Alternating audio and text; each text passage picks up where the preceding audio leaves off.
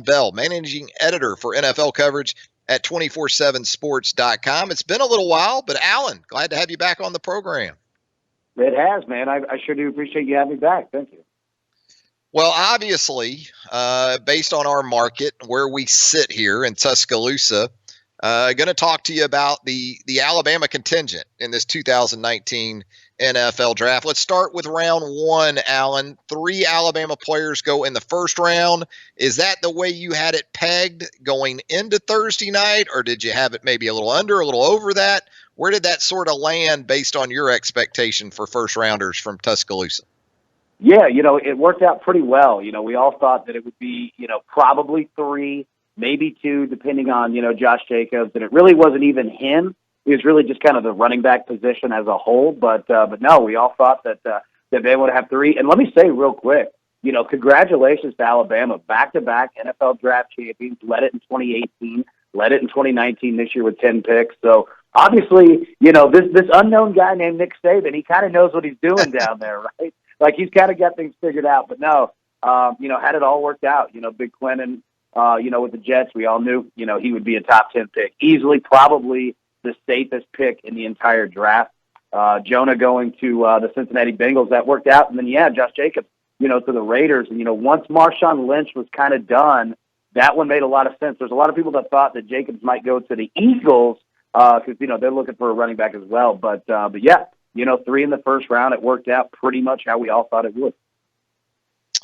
What about Irv Smith there in the second round? When you look at the position he plays relative to value among NFL decision makers, tight ends, obviously not up there with, say, defensive linemen, which we saw a huge run on in round 1 on Thursday night. What do you think of the fit of Irv Smith Jr. to Minnesota there at number 50 overall in the second round? Yeah, I love it. I think he'll fit exactly what Minnesota wants and kind of what Minnesota needs. If you look at the Vikings overall as a team, they've got one of the best rosters of the NFL, and really their biggest position of need is the offensive line position, right? So other than that, they just need that, and they need some talent, really to go around Kirk Cousins up there. And Irv Smith fits exactly what they're going to want to do. Mike Zimmer, he loves to play, an old school style of football, and just having a tight end there, somebody like Irv, who can not only catch, he can block, he can really do everything, really well of what you'd want from that position. I thought that the Patriots might even have, a lot of interest in Irv just because of what he could do and how, kind of multiple that you could get with him on offense. And, we've all seen, Belichick really, is never afraid, to pull guys, and move them from a tight end, move them to block, even move them in almost like a pseudo fullback position that can catch out of the backfield, right? But I think he fits exactly what Minnesota wants to do. It was a great pick, just a really solid pick for what Minnesota, really has to accomplish for this upcoming season. Yeah, interesting to see what happens to Kyle Rudolph now, Yep. the longtime veteran tight end up there in Minnesota, a team captain, a guy highly regarded, been very productive in the past, but could have a very nice 1-2 punch in Rudolph and Irv Smith, or it could be that Irv Smith is the top guy, depending on how some things play out heading into the 2019 season. Damien Harris in the third round to the New England Patriots. When I think New England Patriots running backs and how they've liked to use that position here in the past, Allan, it kind of makes some sense, right? That Damien Harris would be a New England Patriot. Yeah, it does, and exactly kind of what we were just talking about. Belichick loves to get creative offensively, and he really values the running back position. If you go and look at their depth chart right now, I mean, Damien Harris, he's jumping into a group that's pretty loaded. You know what I mean? When you go down the list and look at, James White, Tony Michel, and, Rex Burkhead, and Brandon Bolden. Now, obviously, all those guys, they're not all going to be there, and we'll see how it's going to work out, for Rex and for Bolden. But Harris is going to fit right into that offense, and he does a lot of the things, that Belichick wants to do because, again, really their style is, they've got a quarterback out there, and now it's let's move the ball, let's run it, let's keep it on the ground. And if you watch how New England operates, really all throughout the season, it's almost like they use the first 2 months. It's almost like a pseudo postseason or a pseudo preseason in a way because as the game and as the season unfolds, they really rely heavily on the ground, not only handing the ball off, but using, pass-catching running backs as well. And if you look and watch how they operate in the postseason, once they get to the playoffs, that ball stays on the ground. And they really, really utilize all of their running backs on the depth chart. So it was a great pick. Damien Harris is landing in a great spot for him. He's not going to have to come in and immediately, just hold it down and be the only guy there, right? They can use him when they need him, when they want him. It's really going to be a great fit for New England. You're right. They have a lot of imagination with the running backs up in New England. You'll see them split out wide. You'll see them in the backfield. You'll see them catching the football. The one constant I got to think in New England, though, is you better be able to pass protect because they don't like number 12 taking a lot of unnecessary hits there in the pocket. Let me ask you this from the Alabama perspective, Allan. Maybe the biggest surprise to you in this draft, a guy that maybe went higher than you thought, maybe a guy that went lower, maybe a destination where a particular Alabama player ended up. Who would that player of this 10-man class be for you? Yeah, so two of them. So the first one, I think Mac Wilson and how far he fell. I know that there was some talk, about, players and how, Nick Saban feels, about players coming back versus going to the draft. And, I know that there was, some confusion that, the players were getting upset thinking Nick Saban was calling guys out. He wasn't. He was just saying, hey, I know the value, I know the league, whatever. So, yeah, I thought Mac Wilson falling that far.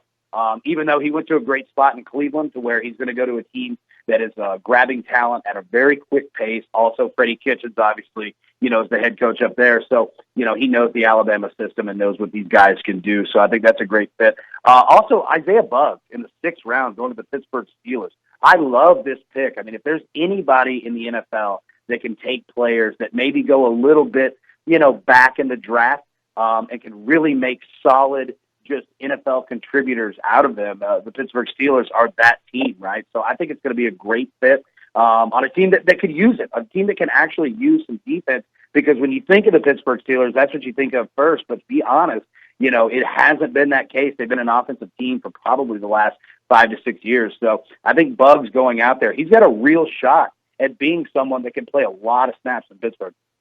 Reuniting with his old position coach, Carl Dunbar, from the University of Alabama doesn't hurt either. Hey, Allan, what about Jarrett Stidham?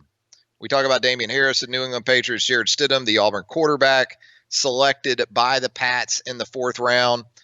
What do you sort of put the odds on Stidham potentially being ultimately the successor to Tom Brady? We talked about this earlier in the program. I believe Stidham was the 9th quarterback the Pats have drafted since Brady has been in New England. We know how it's played out with the other 8, including Jimmy Garoppolo, now the starter in San Francisco. But can you envision a scenario where Jarrett Stidham ultimately is the heir apparent to number 12?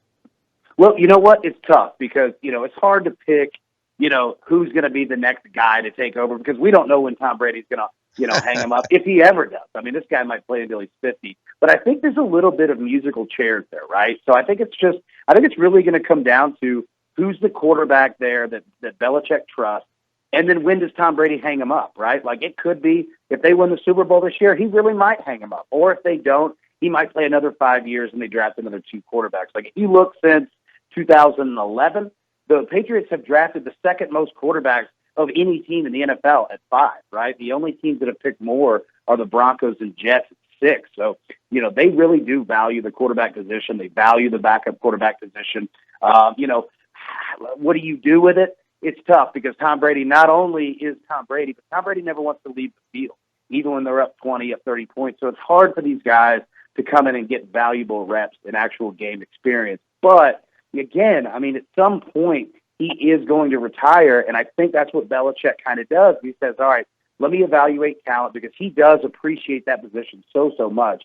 So he's like, let me just, get talent back here at quarterback. Let's have a guy. Let's work with him. Let's see what he's got. And just in case Tom Brady does, decide to retire, then he's looking like, okay, we've got Brian Hoyer, we've got Jarrett Stidham, and let's feel about him, But if Brady shows that, he's going to play 2, 3, 4 more years, Belichick has no problem with working with these backup quarterbacks, developing their game, getting them ready for the NFL level, and then using them as trade bait, as a starting quarterback for another team. Of what we've seen, with Jimmy Garoppolo and even Jacoby Brissett going to be the backup in Indianapolis. So I think it's a good place for Stidham. Obviously, you're not going to play immediately, but you know what? That's a good thing. Go in there, practice, get some practice reps in, and just get acclimated to the NFL game. And if you're somebody who likes coaching, you're going to get a whole lot of it in New England. So there's certainly worse places to land. Talking with Allan Bell, the managing editor for NFL coverage for 247sports.com on Southern Fried Sports, presented by Mercedes-Benz of Tuscaloosa. This gap, Allan, as we let you go here, between the SEC and the rest of college football when it comes to producing NFL draft picks. I mean, it's one thing for Alabama to do this on an annual basis, maybe LSU, Florida, some of those programs you expect it from, but then you see Mississippi State put 3 in the first round on Thursday night. How wide is this gap at this point between the SEC and the Big Ten, the Big 12, the Pac-12, and other even Power 5 leagues? It's incredible. I mean, it really is. Like, you look at the SEC, I mean, it just dominates, and it just dominates all the positions, just everywhere. Like, there's so many players that come out, and if you're looking at how many players get drafted overall, I mean, think about every single player that plays in every single team in college football. There's so many, and there's only, 251, 253, somewhere around there, of players that get drafted. And the SEC just dominates over and over. They finished this year with 64 draft picks, which is the most by a conference in the entire common draft era since 1967. And the previous record was 63 by the SEC in 2013. I mean, they just dominate everywhere. And you're right. Like, it's not only Alabama, but then you look at, the other teams. I mean, just look at the state of Mississippi as a whole, with Ole Miss and Mississippi State coming in. Mississippi State had 5. Ole Miss had 6. Auburn had 6, right? Like, Florida had 5. I mean, they're just putting out talent at an unbelievable level. And it just goes to show, that college football is dominated in the South. And these teams, in the SEC, they really value recruiting. They know what they're doing. They know where to go, and these guys want to stay here. So you just got to tip your hat to, not only Alabama, but all the teams in the SEC. Maybe not Tennessee. I know they didn't have any players drafted this year, but, just the conference as a whole, it's just incredible. And I don't know if we're ever going to see something like this, from what we've seen since basically roughly around 2004. It's just incredible, the dominance that has been going on.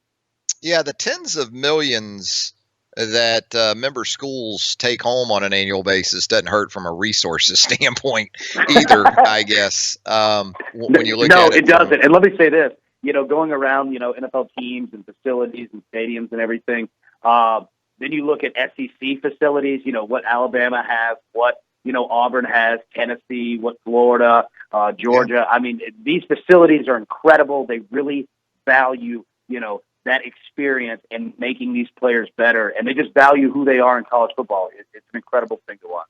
Yeah, and I think most outsiders understand that when it comes to the perceived blue bloods of the Southeastern Conference. I think what they don't get is that if you go to Starkville or you go to Oxford, you'll see facilities at those programs that would be the tops in a league like the Pac-12. I think that, is something that a lot of people haven't figured out yet either. As we let you go, you on Tua watch at this point? Maybe Jerry Jeudy watch, Allan, as we look ahead to the 2020 draft? Yeah, we are. We're officially on Tua watch now. I think Mel Kiper at ESPN had him as the number 1 overall player coming out in 2020. So really, it's his time to shine now. And what we saw with that kid, he's incredible. He's going to have an amazing season in front of him. And trust me, every single team in the NFL is watching what he does because they can't wait to get their hands on him. Yeah, it's 2:00, I guess you could say, on the draft clock. That's around solid. here. That's a good one right there. Mel Kiper Jr., you're right. He had Tua number 1, and he had Jerry Jeudy number 2 for his top 10 early look at the 2020 NFL draft. Well, Allan, as always, we appreciate your insight here on the program. Be sure to give Allan a follow on Twitter at Allan Bell. That's Allan with an A, 2 L's and an A, Bell, Bell 247, at Allan Bell 247. Check him out on Twitter. Check him out, of course, at 247sports.com. Thanks a lot, Allan. We'll do it again soon. Hey, appreciate you, buddy. Thank you so much for having me on.